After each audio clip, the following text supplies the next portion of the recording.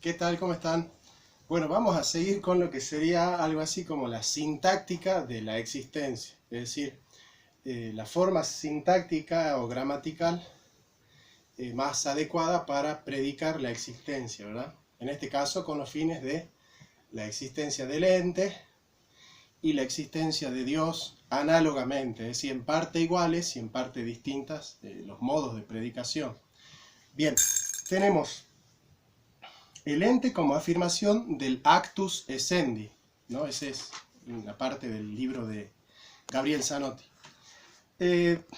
Bueno, Fabro, Gilson, Echauri, Ferro sostienen que el ente en Santo Tomás no es un concepto fruto de un tercer grado de abstracción, sino la afirmación del acto de ser que implica ente como participio presente. Es decir, no es que se le va aumentando extensión a los entes hasta llegar al sumo grado, como el árbol de Porfirio, digamos, y al final, como ha aumentado la extensión del concepto, merma la comprensión y por lo tanto al último hay un vacío, un flatus vocis, donde ser es solo una palabra o una abstracción pura. No, no, no. Ser es lo más extenso y también lo más comprensivo, puesto que todo nos lleva, toda comprensión nos lleva implícita la comprensión del ser, es decir, el ser es el concepto más extenso y el más intensivo a la vez, ¿sí? Bien. Al creador, el ser le corresponde por esencia, ¿sí? Es decir, su ser, el hecho de ser, no le viene añadido ni le es recibido, sino que él, por esencia, implica en su forma de ser el hecho de ser. Y a lo creado, por participación, como tenido, ¿no? Quod habet esse, como dado, y por ende siempre está afirmado un implícito est cuando se refiere a todo ente real, que no es lo mismo que un ente de razón, por ejemplo, ¿no? O sea, todo ente real est porque es creado por Dios. En este sentido, Santo Tomás está muy lejos de la noción de existencia como añadida a la idea de un ente posible, ¿no? No hay entes posibles, esa es una contradicción decir que hay entes posibles.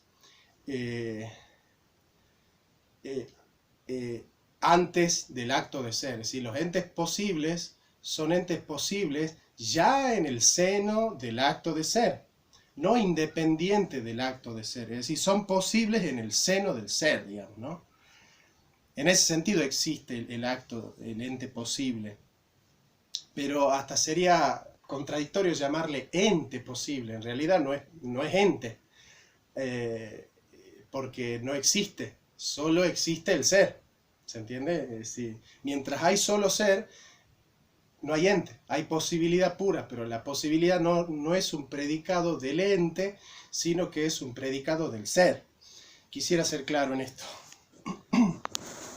Tampoco encaja en la noción de existencia de la lógica matemática clásica.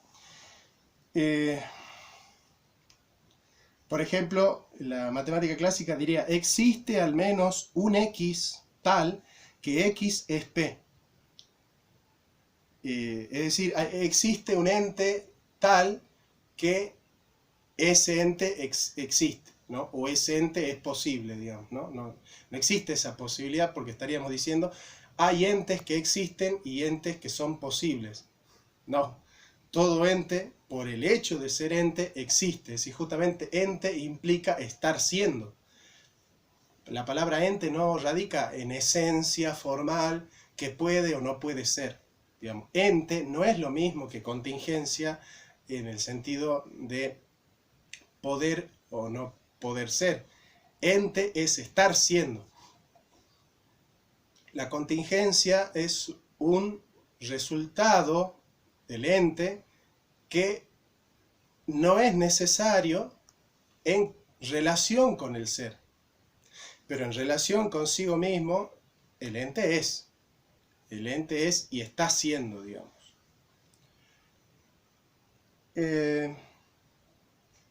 O sea, existencia como negación de clase vacía no existe, ¿no? La clase vacía es como potencia pura, el ente como potencia pura. Porque allí existencia sí es el predicado de un ente posible, en el caso de la matemática esa, ¿no? Bien.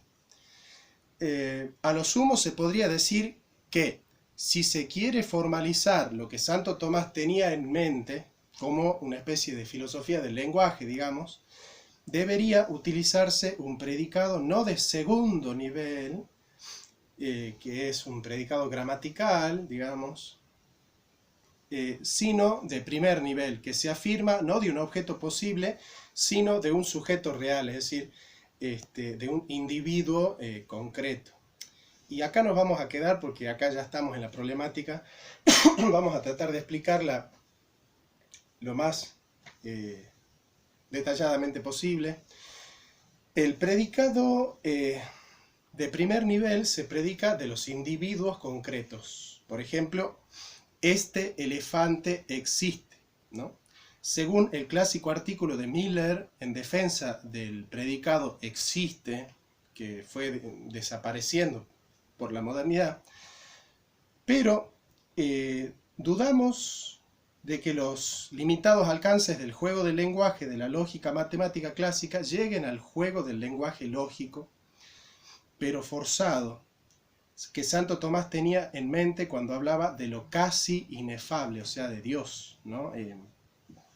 Porque la matemática utiliza conceptos unívocos y la formulación del enunciado, por ejemplo, acá estamos en el capítulo Pruebas de la existencia de Dios o del ser de Dios, el enunciado Dios existe no puede ser enunciado de una manera unívoca, exacta, porque nosotros llegamos a la noción del ser de Dios a través de la remoción, a través de un análisis del ser del ente, y nosotros afirmamos y decimos, Dios es, y negamos, y después decimos, pero no es como el ente, sino que es de una manera superlativa, digamos. Entonces llegamos, la positividad del predicado llega a la noción de que Dios existe, pero no por habernos topado con Dios, sino por habernos topado con el ente que participa de Dios. Entonces siempre la predicación va a ser análoga, no puede ser unívoca. Digamos, el único que puede tener una comprensión unívoca, idéntica, exacta, clara y distinta de lo que significa en toda su dimensión en la frase Dios es, o yo soy el que soy, el único que puede tener una noción cabal, unívoca de esa proposición, es Dios mismo. Porque Dios para sí mismo es claro y distinto, Dios para sí mismo es evidente, es notísimo. En cambio para nosotros no es evidente Dios, y ya vamos a ver un poco eso. Nosotros tenemos acá, yo puse como ejemplos, tres formas de predicar el ser distintas, ¿no? Es una clasificación que yo fui armando en base a las lecturas que yo hago, ¿no? Clasificación A, el Minotauro existe. B, este individuo es un Minotauro. Y C, este Minotauro existe. Empecemos por la A, el Minotauro existe. Esta predicación, esta proposición, este enunciado, es un predicado de segundo orden, metafísicamente accidental y lingüísticamente gramatical. Nosotros tenemos acá un sujeto, que es el Minotauro, que sin el verbo existe, es un ente posible. Si el Minotauro es un ente posible, es un ente de razón, diría Leibniz, ¿no? Pero que se le añade el predicado de la existencia como un accidente. ¿En qué sentido se le añade el predicado de la existencia como un accidente? que cuando ustedes elaboran una noción de minotauro o de centauro en su cabeza, la desarrollan, la conceptualizan a la noción, no implica necesariamente que el minotauro existe. Si ustedes no pueden decir, dado que yo entiendo que el minotauro existe, o que el minotauro existe en mi mente, existe también en la realidad, digamos. No podemos hacer un salto de lo lógico a lo ontológico, digamos, ¿no? Como algunos leen a San Anselmo, ¿no? Diciendo, bueno, yo entiendo que Dios es un ser tal que no puede haber nada mayor en el entendimiento, ¿no? Entonces, como es mayor ser en el entendimiento y en la realidad, entonces esta noción de un ser mayor, que lo cual nada puede ser pensado, existe en el entendimiento y también en la realidad. Por lo tanto, Dios es evidente en sí mismo porque en la misma noción de Dios está implícita su existencia. Bueno, no. En este caso, Gaunilo escribe un tratado en contra de Anselmo y le dice, bueno, yo me imagino entonces unas islas bienaventuradas y como son muy bienaventuradas, ergo existen. A lo cual Anselmo le responde y le dice, no, pero las islas bienaventuradas no son la clase de ser a la cual necesariamente debe existir en cuanto a su noción. En este caso, el minotauro no es un ser en cuya noción está implícita el acto de ser, digamos, ¿no? Por lo tanto, el predicado, el existe, es un predicado añadido al minotauro, ¿no? Está dando cuenta, digamos, el verbo existe de la veracidad de la oración, más no de la veracidad del ente, ¿no? Es decir, añade existencia, pero como extrínseca al sujeto. Entonces yo les digo, por ejemplo, el minotauro existe, el verbo existir está añadiendo algo que no está implícito en el concepto de minotauro. Eso es. Esta noción, el centauro existe, el minotauro existe, es un predicado lógico, existencial, pero accidental, de segundo grado, porque, como dijimos, el centauro, el minotauro es un ente posible, la existencia es un accidente, y el punto de partida de la veracidad de esta afirmación no es la realidad, sino que es una noción. Así como que yo les diga a ustedes, los extraterrestres existen, los ángeles existen, el minotauro existe, yo parto de la noción de ángel y le añado a esa noción el predicado de ser real. ¿Sí? Yo estoy afirmando la realidad no de un individuo que nosotros vemos, sino de la oración. Es decir, esta afirmación es verdad.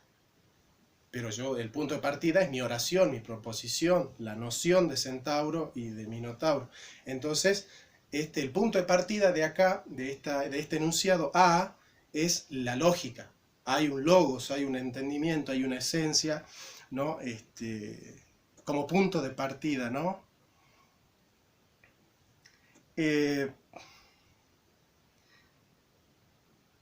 Claro, cuando yo digo entonces el centauro existe, el predicado existir le añade al sujeto centauro accidentalmente la existencia, ¿no? ¿Y qué comparte con Dios este enunciado, el minotauro existe? Comparte con Dios que al igual que el minotauro y al igual que el centauro, Dios no nos sale al encuentro tal cual es directamente. O sea, Dios, para sí mismo, Él es evidente. Dios no necesita probarse a Él mismo que Él existe.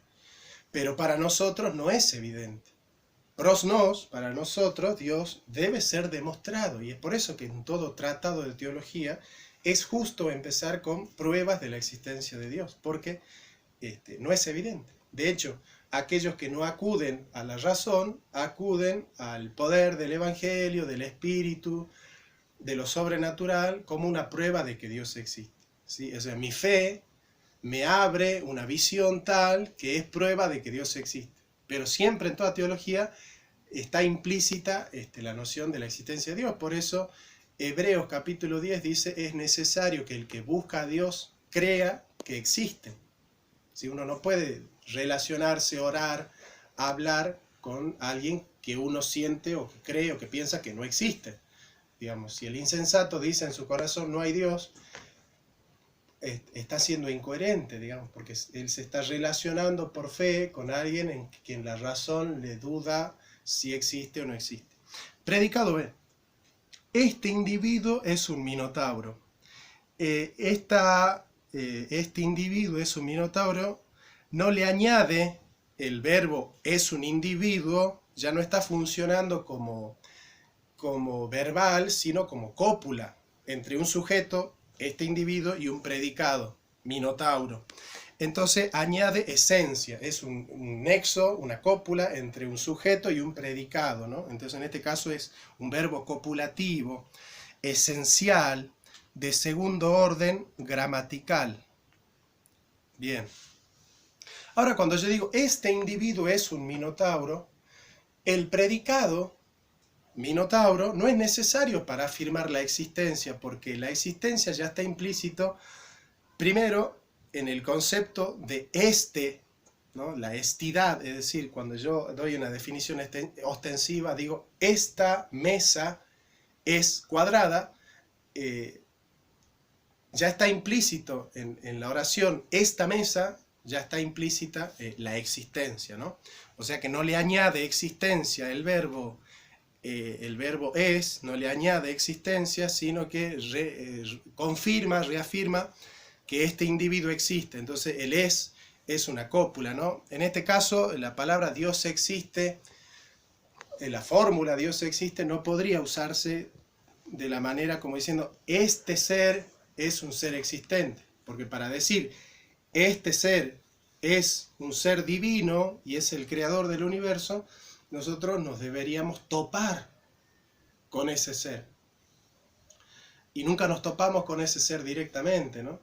Incluso Cristo, para mostrar su divinidad, Él tiene que dar señales, ¿no? Él da señales, digamos, para probar su divinidad. Porque se da cuenta que no es evidente, sino es que yo veo a Cristo y sin que Cristo diga o haga algo, yo ya me doy cuenta que ahí está Dios. No es... Tampoco Dios en su modo carnal, en su modo humano, tampoco es evidente por sí mismo, ¿no? Necesitamos nosotros, ¿no? Nosotros necesitamos que se nos den pruebas de esa existencia, ¿no? Y por último, el predicado C, este minotauro existe, ¿no? O esta piedra existe, que es otro grado, ¿no? Pero si yo digo, por ejemplo,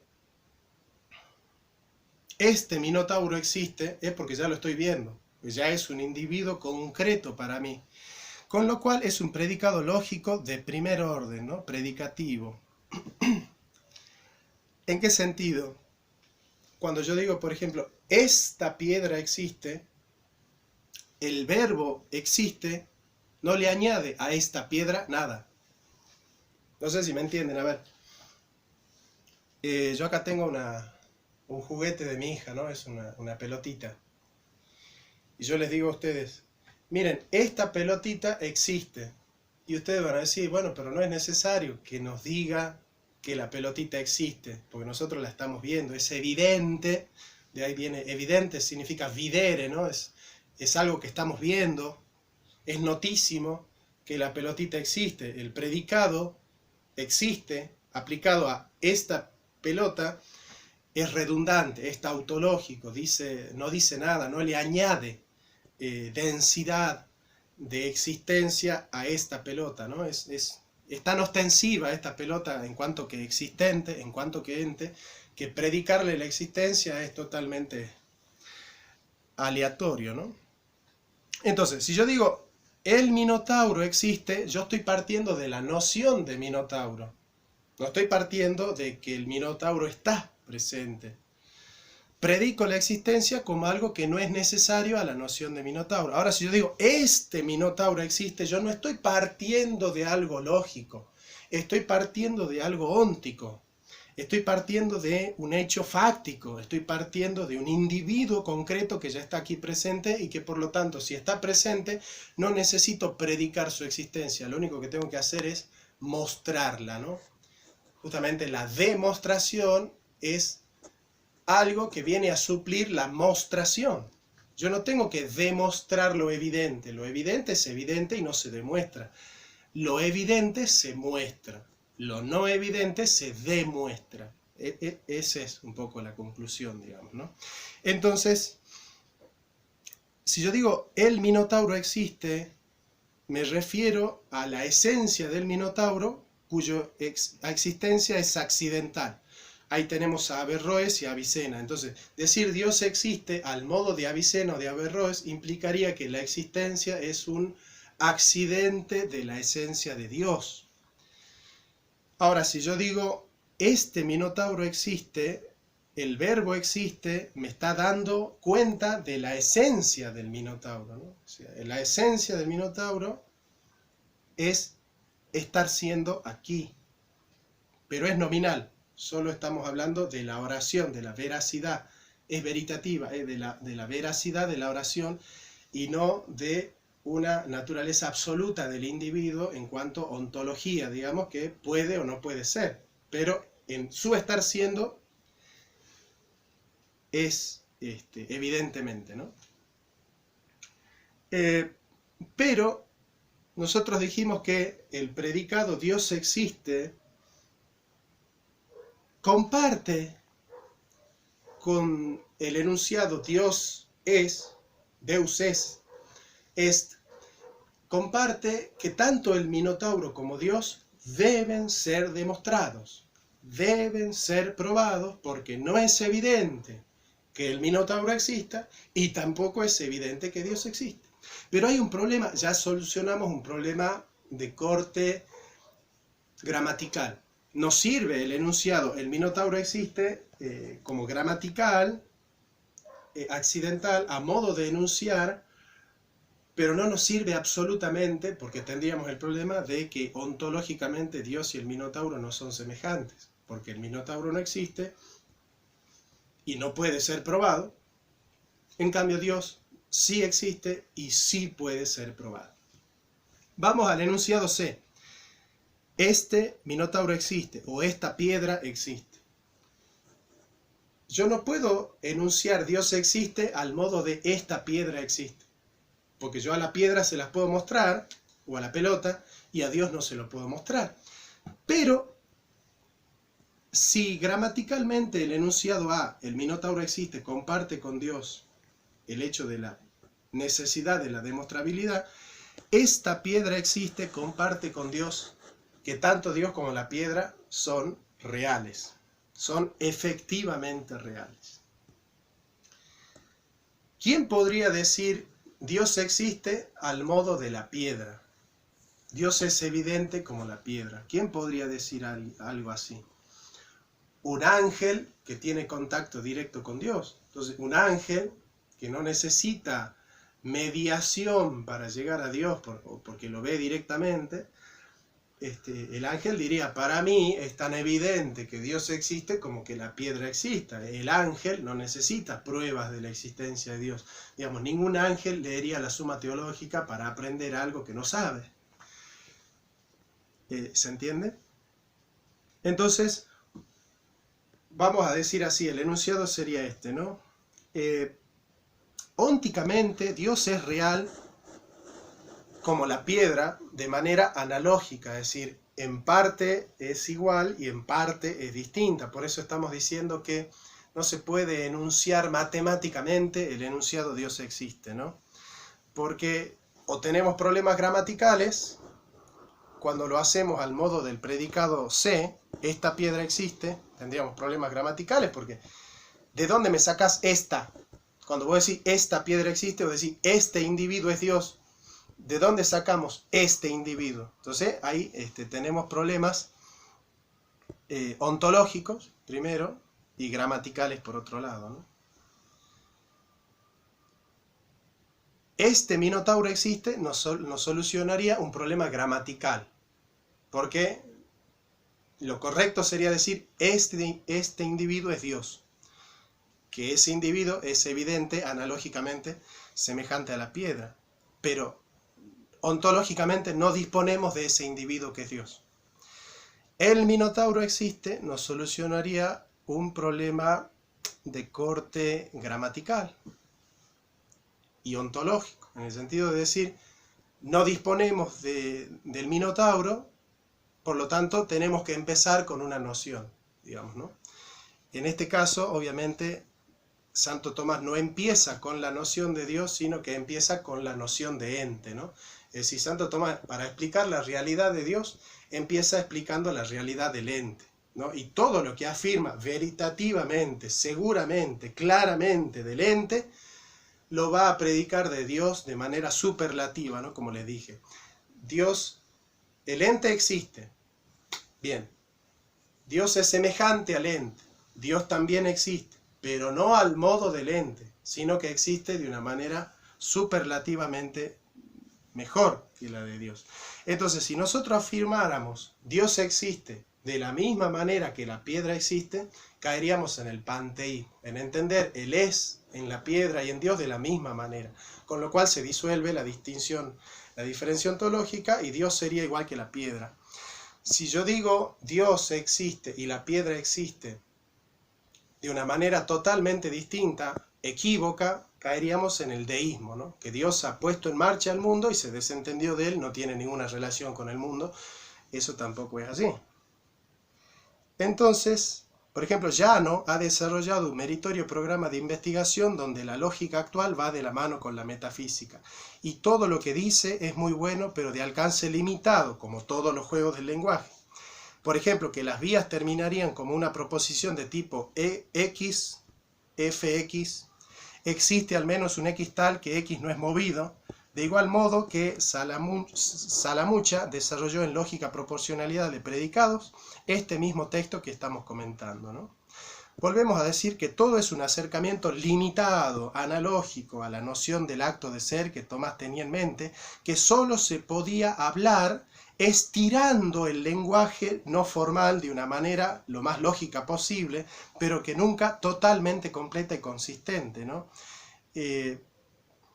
¿En qué sentido no se puede estirar el lenguaje? Porque está hablando de algo que no es evidente y que es inefable, que es Dios, y el lenguaje humano es tan finito como nosotros que no podemos, con nuestro lenguaje, formular matemáticamente el enunciado Dios existe sin tener o problemas gramaticales, cuando decimos, por ejemplo, este Minotauro existe.